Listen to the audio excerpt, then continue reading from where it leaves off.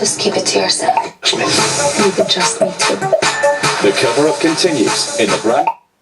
To Anita McVeigh, who is watching the protests, Anita. Yes, Christian, I am. The Bring the Noise protest, which began earlier today in Portland Place in London and made its way here to Parliament Square a few hours ago. It's still going on. I have to say the crowd has broken up a little bit, but we can still hear speakers and singers taking part, and still a reasonable number of people down there, but those numbers will be swelling soon with the second big protest of the day, Together Against Trump, which is making its way from the same location in central London here to the heart of British democracy, Parliament Square in Westminster. And then, of course, earlier today, at the beginning of this day, we had the Trump blimp, the Trump baby balloon, floating just above the treetops behind me here in Parliament Square. Very much a symbol of the opposition to this visit to the UK by the President of the United States. Well, let's talk a little bit more about this visit, including what the First Lady has been doing. I'm joined now from Salford by the Pro-Vice Chancellor for Education at Manchester Metropolitan University. That's Professor Helen Leville. She's an historian specialising in the US. Thank you very much for joining us, Professor Leville. I mean, first of all, I'd just like to get your thoughts on that comment by Donald Trump in the Chequers news conference with Theresa May, when he called the US relationship with the UK the very highest level of special. It's a very odd but not unusual way of saying things. One can't quite say what that means. It's an off-the-cuff remark. He's obviously trying to butter her up a little bit and perhaps ward off some of the critical press he's been getting about his manners in criticising her, I think. And such is the force of the personality of Donald Trump that sometimes it seems that Melania Trump, the First Lady, is rather in his shadow. I mean, how do you think in general she's been doing as a First Lady when you compare her to other First Ladies? Well, I think the First Lady has two functions, really. The first is we have to remember that Donald Trump is not just the head of the government, he's the head of state. And so she has a role as the wife of the head of state. She's the consort, if you like, of the head of state, much in the same way our royal family is. And in that role, she really has to help America build up its soft power in the world. And so we see her doing the things that she's been doing today, standing by his side, being very well dressed, making America look like a nice, friendly, approachable place. And if we look at that, she's not doing a terrible job at that. I thought the pictures of her visiting in Chelsea were rather charming. We've also seen her in Saudi Arabia, in Israel, and in Paris, behaving quite well, and she looks very photogenic and she comes across very genuinely. The second role of the First Lady, I think, is around her role as a wife, as a spouse, as somebody who humanises the President, makes him look approachable, makes him look like a human being. And on that, she's struggling a little bit. I don't think we've ever seen a First Lady who looks less at ease with her husband as Melania Trump does. And of course that generates an awful lot of press commentary as well. So, I mean, if that would indeed, and as you say, I mean, she did charm the Chelsea pensioners, the children. Yes, and she's very good at that. I think she looks very natural. Sorry, Professor, I'm just interrupting you. Yes, I mean, she certainly did charm the Chelsea pensioners and the children that she met earlier, but if you compare her to her immediate predecessor, Michelle Obama, I mean, there's a huge contrast between the two of them. Michelle Obama much more vocal in her role as First Lady. Yes, and she looked comfortable in the role. I think it was a role she was prepared for, and a role she seemed to relish and enjoy. And what we see with Melania Trump is, whilst we see these moments that are quite natural, where she looks like she's enjoying herself and she's smiling, the interesting thing is that gets a lot of press coverage because she so rarely looks like that. So what we see is a woman who just seems, there's a lot of social media about her being a hostage. She doesn't seem to be enjoying her role. She doesn't look comfortable in it. And it's not a role that we think she sought. There are rumours that she was very unhappy when Donald Trump won the election, that she was in tears and not of joy, and that this is something she didn't really actively seek and is rather uncomfortable. And that comes across quite a lot. I think we do see her, we do see positive pictures of her. We do see her here smiling and laughing and looking quite at ease, I think. But it's more common to see the pictures of her looking rather awkward, standing back from her husband, disastrously sometimes, swatting his hand away when he seems to be trying to hold her hand. And those don't play out very well. And those are contrasted with the very positive optics we had of Michelle Obama when she visited London, visiting a school. She does seem to come over as a much more warm, natural person who was enjoying herself. And we don't see that. We don't see Melania Trump seems to be enjoying herself or her role or really her marriage, frankly. And I think that's a really important thing because people want to see that. Well, in terms of her role... that she seemed to be enjoying it. Yes, and in terms of her role, do you think that's something that's going to change?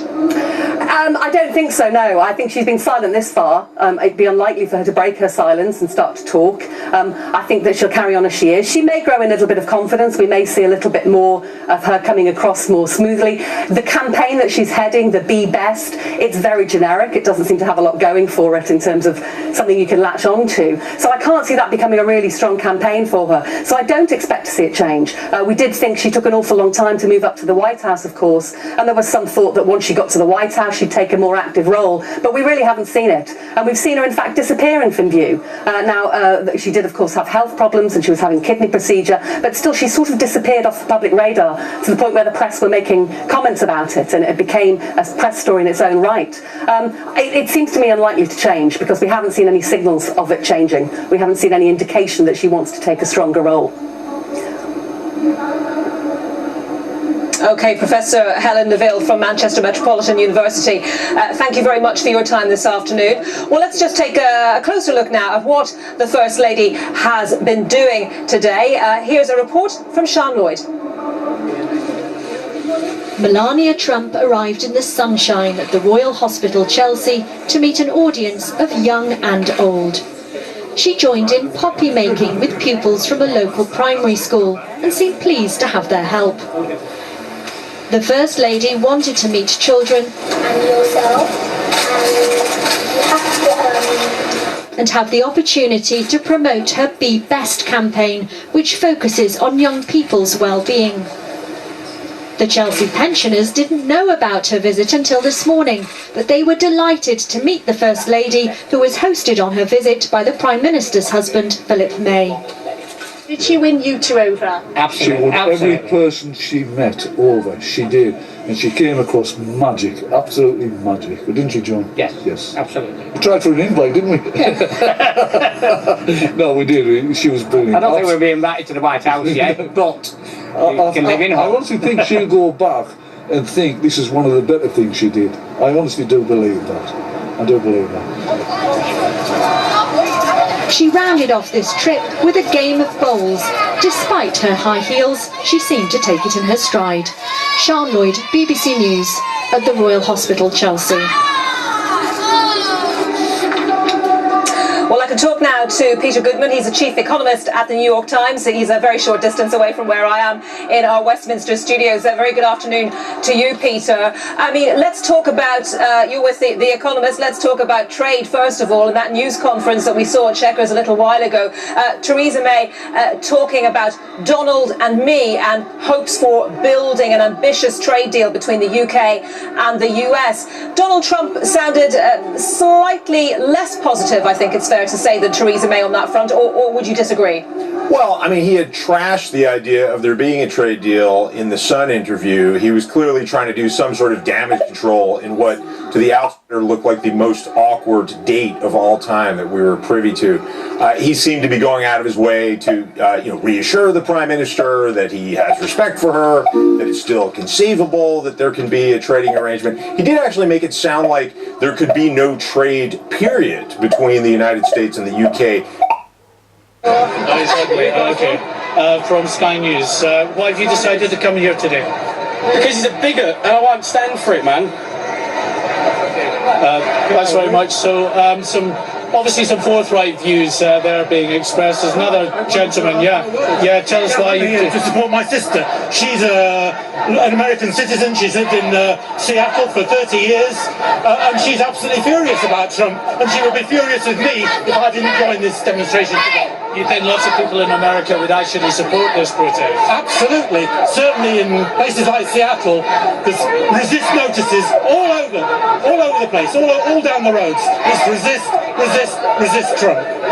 He was still elected in a democratic process. He has a popular base in the United States, and even here in this country there are people that support him. Well, yeah, there may be in this country, but as far as the election is concerned, I think it's really important that he is defeated in a proper American election, and hopefully so that will be next time, if not the time after.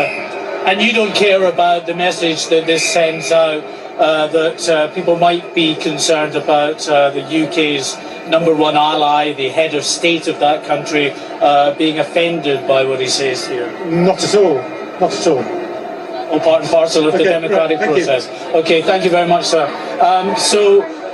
And still to continue, Kay, many thousands of pastors, as far as I can see further up, Oxford Circus there, Oxford Street, down towards the Trafalgar Square where they're all rallying. Lots of people here. You've probably seen the chopper shots from the sky helicopter a bit earlier as well. There's a lot of people here. They were estimating that there could be as many as 100,000 here. As I say, I'd hate to guess how many. All I can say is that for the last hour they've been streaming past en masse here at Oxford Circus. Okay.